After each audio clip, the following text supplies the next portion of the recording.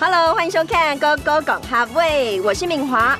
大家有没有觉得开赛车在跑道上奔驰非常的有快感，而且很刺激呢？刚刚敏华说的跑道客家话就是炮头，哇，到底是什么样的感觉呢？跟着我们的镜头一起感受一下 ，Go Go Go！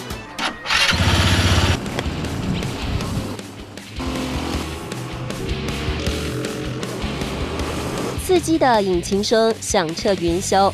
在国际级的炮头，一下子过弯，一下子遇到 S 型，光用看的就觉得很刺激。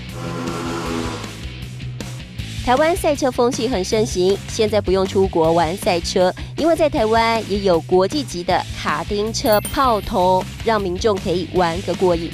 在跑道上赛车真的超级过瘾。那今天要教大家的客家单字就是跑道，跑道的客家话就是炮头。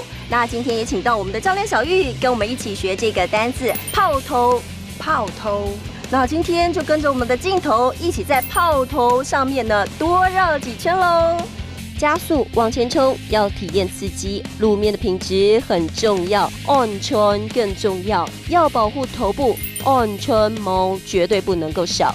开沟卡安全很重要，安全帽当然是必要条件喽。不过戴安全帽也有一些注意事项哦，一定要记得符合你的头型。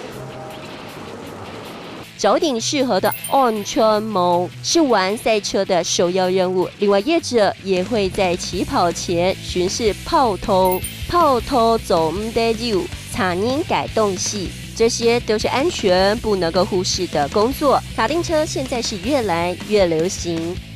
Hello， 各位观众朋友们，今天跟着敏华一起来开这个卡丁车，真的很厉害耶！第一次就上手，好强哦！重点是我们学到新的词，来复习一遍吧。来看到第一个词就是跑道，炮头，炮头。第二个词我们来看到就是安全帽，安全帽，安全帽。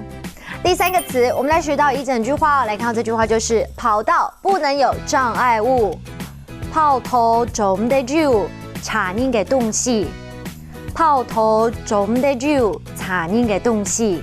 你們都有學會了嗎？下一次也去開看這個卡丁車，看看你是不是很快上手。我們下次見嘍，拜拜。